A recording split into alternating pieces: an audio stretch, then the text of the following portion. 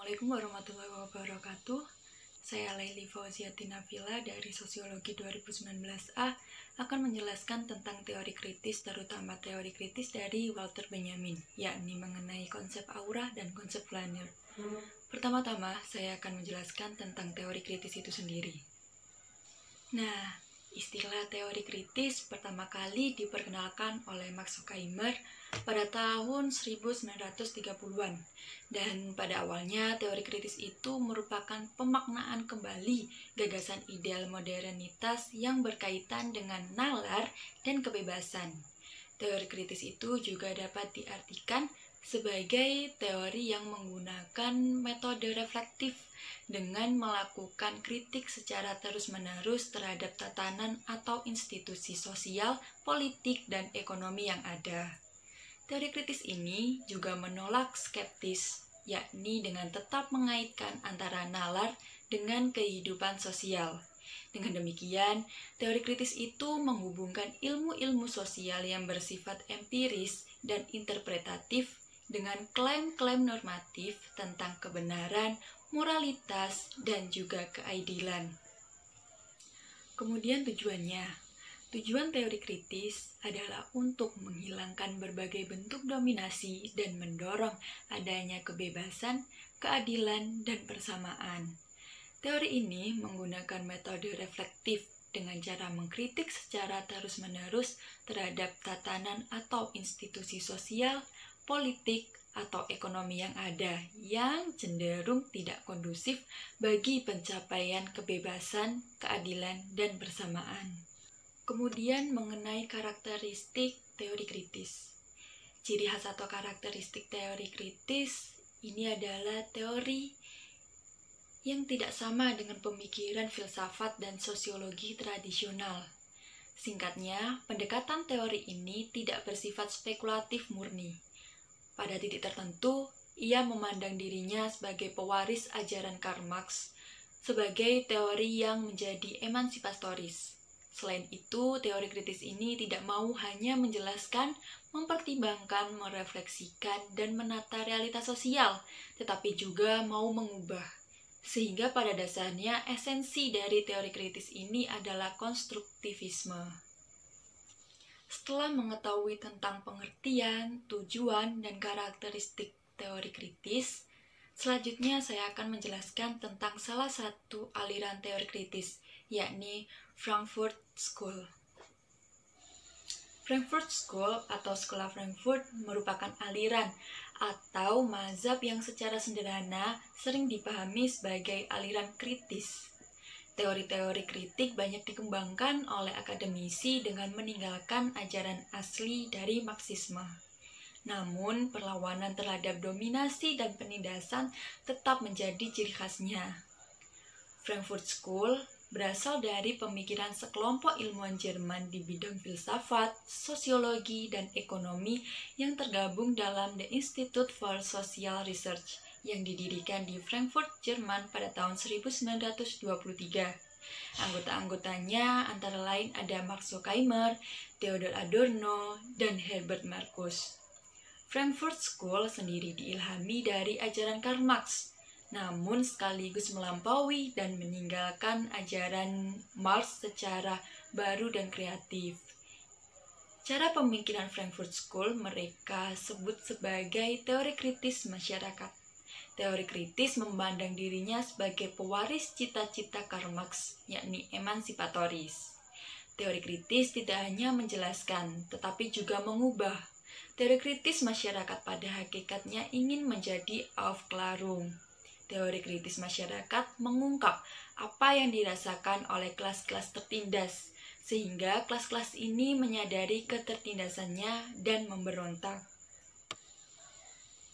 Frankfurt School memiliki banyak tokoh terkenal seperti Herbert Marcuse, Theodor Adorno, Max Horkheimer, Erich Fromm, Walter Benjamin, dan lain sebagainya.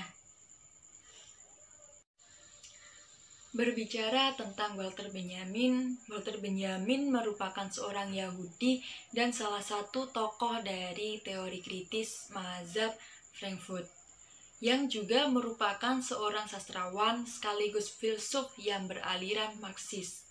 Benjamin lahir di Berlin pada tanggal 15 Juli 1882 dan meninggal pada tanggal 25 September 1940. Pemikiran Benjamin sangat terpengaruh oleh pemikiran Marxisme dan kebanyakan tulisan Benjamin menceritakan tentang buruknya modernitas terhadap kehidupan manusia. Salah satu buku karangannya adalah Object the Art. Dan Benjamin juga banyak mengkritik budaya kapitalisme dengan dua konsep, yakni konsep aura dan konsep flaneur.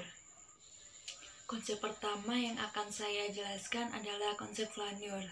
Dengan mengutip dari seorang penyair Prancis yakni Charles Baudelaire, Benjamin mengembangkan konsep flaneur. Konsep flaneur yang dimaksud adalah konsep di mana manusia yang mengembara dan tidak memiliki jati dirinya secara total. Ia selalu diikat oleh kondisi yang melayang-layang pada suatu kerumunan dalam fenomena industrialisasi. Keberadaan manusia dalam fenomena ini memudahkan dirinya teracuni oleh apa saja sehingga jati dirinya yang otentik terpendam dan pada akhirnya lenyap. Kemudian yang kedua adalah konsep aura. Nah, konsep aura yang dimaksud ini adalah budaya reproduksi secara massal dalam masyarakat industri kapitalis yang telah menghilangkan kekuatan aura pada seni dan kedalaman estetis dari hal-hal yang diproduksi. Nah, aura pada karya tersebut dapat lenyap karena adanya kegiatan reproduksi yang dimaknai sebagai kegiatan teknis belaka untuk mengejar tujuan-tujuan ekonomi kapitalis.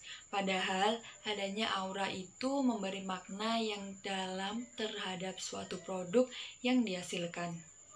Produksi mekanik yang dipikirkan oleh Benjamin dalam karya-karyanya itu cenderung pada kemajuan teknologi yang mampu memproduksi berbagai macam karya seni sesuai dengan wujud aslinya atau mereplika gitu. Proses mekanik dalam produksi karya seni akan berpengaruh terhadap aura dari wujud karya seni itu sendiri. Karya Benjamin yang ditulis sebagai bentuk kritik terhadap industri budaya di Eropa pada tahun 1935, yakni salah satu karyanya yang berjudul The World of Art in the Age Mechanical Reproduction. Untuk konsep aura ini dapat dicontohkan misalnya seperti foto Mona Lisa karya Leonardo da Vinci ini. Kita dapat melihat lukisan Mona Lisa tersebut tanpa harus pergi ke Eropa untuk melihat lukisan aslinya. Hal tersebut menunjukkan bahwa kesakralan lukisan asli yang diproduksi secara massal tersebut jelas tampak memudar dan mulai hilang. Keunikan karya seni adalah kelangkaannya, dan aura kelangkaan karya seni tersebut akan rusak atau hilang jika karya seni tersebut diproduksi massal akibat kemajuan teknologi, sehingga semua orang dapat melihat, menikmati, dan mendapatkan karya seni secara mudah atau tidak langka lagi. Nah, Benjamin melalui pemikirannya ingin berjuang mengembalikan hakikat seni ke dalam wujud aslinya, yakni pada hakikat keindahan dalam wujud seni murni yang terlepas dari pengaruh materialisme kebudayaan. Dan yang terakhir, kesimpulannya bahwa Walter Benjamin sebagai tokoh teori kritis mazhab Frankfurt memiliki dua konsep, yakni konsep aura dan konsep flaneur. Konsep aura lebih menekankan pada kritik Benjamin terhadap reproduksi karya seni yang kemudian dapat memudarkan aura dari seni itu sendiri, serta konsep flaneur yang menekankan bahwa manusia di masa industrialisasi cenderung tidak memiliki jati diri dan cenderung terombang-ambing. pada konsep aura dari Walter Benjamin tersebut, saya mengambil contoh dari kebijakan salah satu museum di Indonesia, yakni Museum Effendi Yogyakarta. Di museum tersebut, para pengunjung diperbolehkan membawa kamera untuk memotret di dalam museum tersebut. Meskipun syarat membawa kamera yakni dengan membayar sejumlah uang. Akan tetapi, alangkah baiknya kita tidak membawa kamera untuk memotret lukisan-lukisan di dalamnya untuk menjaga aura lukisan tersebut, dalam artian kelangkaan atau eksklusivitas lukisan itu sendiri. Jika semakin banyak orang yang datang ke museum tersebut dan memotret lukisan-lukisan di dalamnya, maka aura pada lukisan-lukisan karya Effendi yang ada di dalam museum tersebut akan memudar. Terima kasih, sekian dari saya, kurang lebihnya mohon maaf. Wassalamualaikum warahmatullahi wabarakatuh.